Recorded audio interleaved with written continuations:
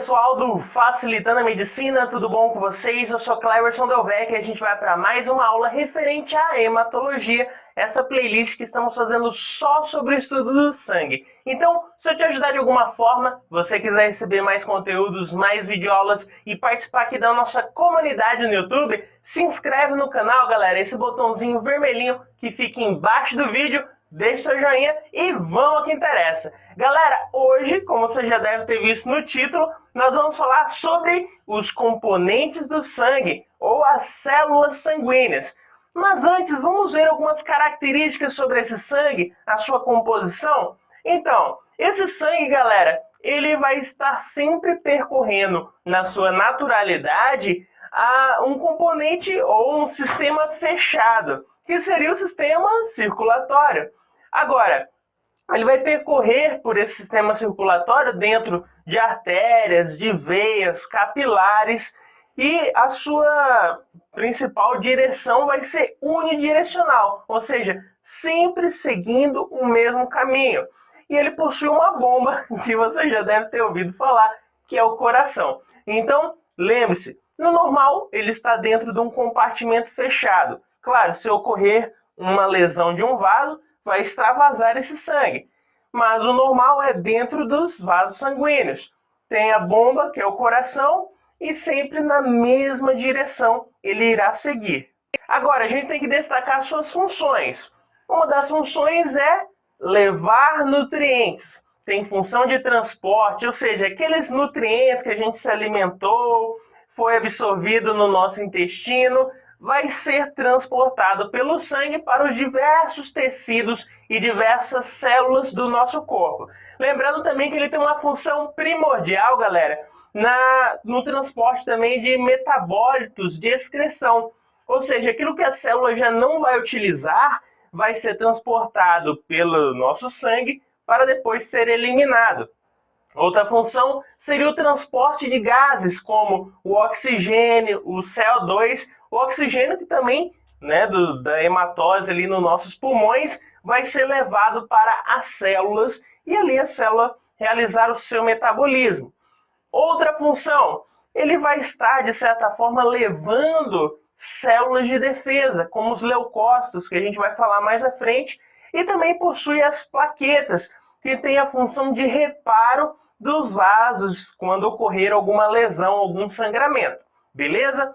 Outro ponto, ele tem uma função de regulação ácido-base, também uma regulação da temperatura e uma função na regulação osmótica do nosso corpo. Então, galera, a gente já sabe que o sangue está ali em um compartimento fechado, sempre seguindo uma direção, e também o coração é a principal bomba. Sabemos as suas funções. Agora, na sua composição, o que a gente pode fazer?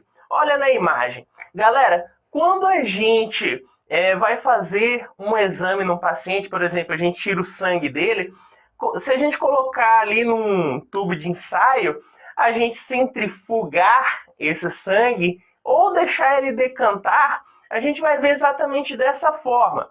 Onde, a olho nu, a gente vê a parte de baixo avermelhada, e essa parte vermelha, em principal, seria os nossos eritrócitos, ou os glóbulos vermelhos, como você preferir.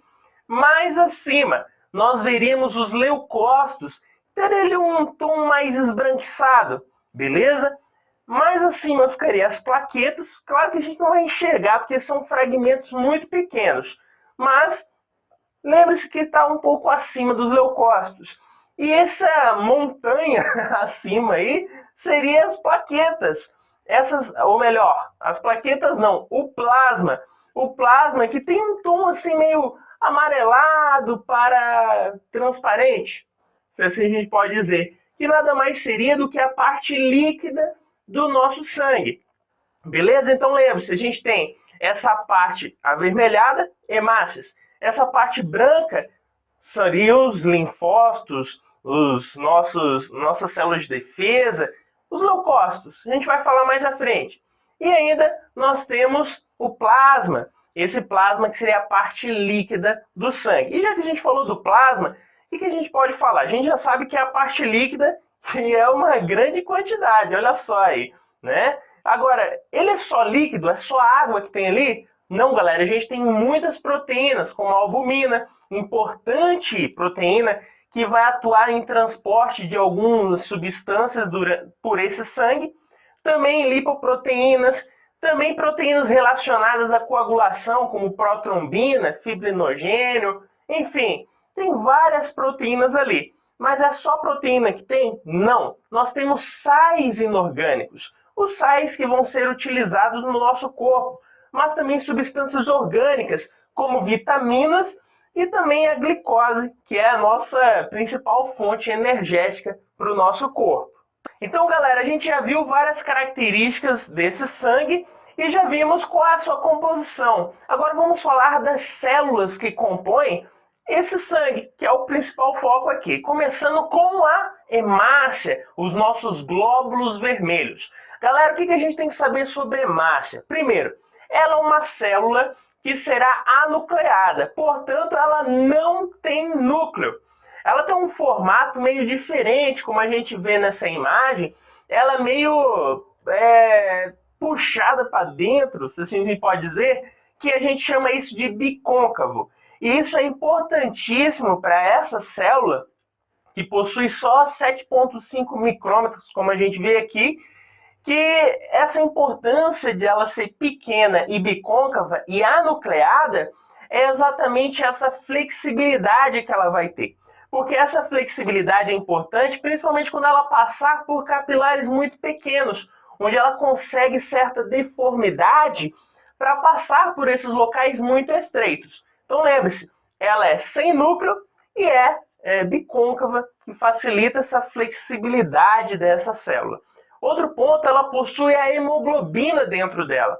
Essa hemoglobina que estaria associada ao ferro e estaria transportando o famoso oxigênio para as nossas células. Então lembre-se, dentro dessa hemácia tem hemoglobina conjugada com ferro para transportar o oxigênio. Lembrando que a principal fonte de energia dessa célula seria a glicose e ela tem uma duração no nosso corpo de cerca de 120 dias, se não houver nenhum outro problema. Então, 120 dias é o tempo de duração de vida, se assim a gente pode dizer, dessa hemácia.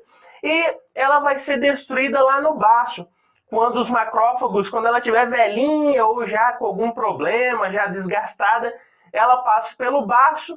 Lá no baço, os macrófagos irão fagocitar e aí destrói essas hemácias velhas ou danificadas. Então, galera, essas são as principais características das hemácias. Um ponto que a gente não pode esquecer são os reticulócitos. Os reticulócitos, galera, eu quero que você grave aí. Nada mais são do que hemácias ou glóbulos vermelhos que ainda estão imaturos. Agora, eles são também produzidos ali na medula óssea e o normal é que tenha pequeníssimas quantidades de reticulócitos no nosso sangue. Baixíssimo mesmo, bem pouquinho. Se eu tenho grandes quantidades de reticulócitos ali no nosso sangue, isso indica que existe algum problema, algo patológico ou algum estresse que está acontecendo nesse indivíduo. Por quê? Pensa só, quando eu libero muitos reticulócitos, é porque eu estou sem hemácia. Ou seja, está faltando hemácia, a medula óssea vai acabar liberando essas células imaturas. Beleza? Mas de início eu só quero que você guarde isso, que a gente vai aprofundar isso mais à frente.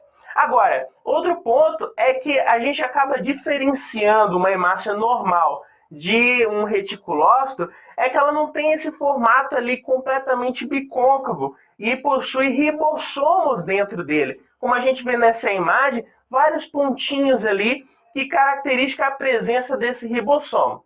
Galera, a gente já falou das hemácias e os reticulócitos, que são hemácias imaturas. E os leucócitos? Galera, os leucócitos, eles são produzidos também na medula óssea, mas também nos órgãos linfóides. E eles são temporários no sangue, porque eles só atuam em um momento que eu necessito de ação de defesa no nosso corpo. Ou seja, eles sofrem a diapedese, eles migram para os tecidos alvo onde está tendo algum problema para eles combater esses agentes invasores, vírus, bactérias, etc. Beleza? Então os leucócitos só agem ou seja, estão presentes no sangue quando tem algum probleminha. Tranquilo? São produzidos na medula óssea e também em órgãos linfóides. A gente pode destacar e diferenciar que esses linfócitos são classificados em agranulócitos e granulócitos. Os granulócitos, galera, seriam neutrófilos, eosinófilos e os basófilos. Já quando a gente fala dos agranulócitos, seriam linfócitos e monócitos. Vamos falar primeiro sobre os granulócitos, começando com o neutrófilo. O neutrófilo, galera, é uma célula arredondada, seria grande, e ela é segmentada. Ela possui ali alguns lóbulos, que a gente vê aqui nessa imagem. Esses neutrófilos possuem até 5 lóbulos. E eles possuem os grânulos, principalmente grânulos azulófilos e específicos. A principal função dessa célula, galera, seria na fagocitose e destruição ali das bactérias e também de alguns agentes invasores que não são desejáveis nesse organismo. Então eles vão fagocitar e destruir bactérias. Outro leucócito que é granulócito é o eosinófilo. Esse eosinófilo também é ali arredondado, possui um núcleo bilobulado, ou seja, parece 2 núcleos ali bilobulados.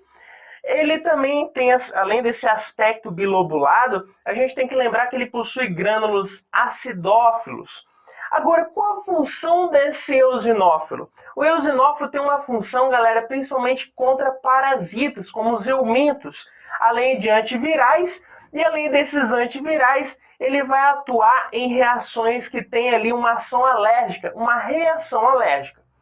Outro que a gente pode citar seria os basófilos. Esses basófilos que possuem um núcleo grande, realmente grande, ele tem principalmente uma ação, galera, contra, geralmente ela libera histamina e tem ação principalmente alérgica, já que essa histamina tem ação principalmente em reações alérgicas.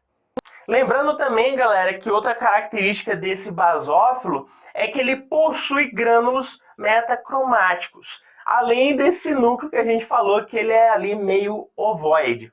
E a função que a gente já citou, histamina, reação alérgica, principalmente nessas reações alérgicas, e tem uma ação também relacionada aos linfócitos T. Então, basicamente, esses seriam os leucócitos granulócitos, neutrófilo, eosinófilo e basófilo. Vamos falar agora dos agranulócitos. Quando a gente fala dos leucócitos agranulócitos, nós falamos dos monócitos e os linfócitos. Os monócitos, galera, seriam células grandes realmente, talvez as maiores que a gente pode citar. Esses monócitos que possuem um núcleo excêntrico, ou seja, não está ao centro, e possui função principalmente de apresentar antígenos aos linfócitos, e também quando eles migram para os tecidos, eles se diferenciam em macrófagos. E galera, esses macrófagos que são formados nesses tecidos têm a função exatamente de fagocitar e destruir células invasoras, células estranhas a esse corpo. Outro tipo de leucócito agranulócito, nós podemos destacar os linfócitos. Esses linfócitos que de certa forma possuem uma forma esférica, um núcleo esférico, e a sua função estaria relacionada aos tipos desses linfócitos, que a gente pode destacar em 3. Primeiro, a gente teria o linfócito B, que vai ter uma diferenciação quando estiver maduro, e vai ter uma função de produção de anticorpos. Nós temos ainda o linfócito T, que tem função de destruir células danificadas e células invasoras. E ainda a gente pode enquadrar nesse grupo dos linfócitos as famosas células NK, que tem uma função de combater e destruir células que são tumorais, células anômalas em nosso organismo.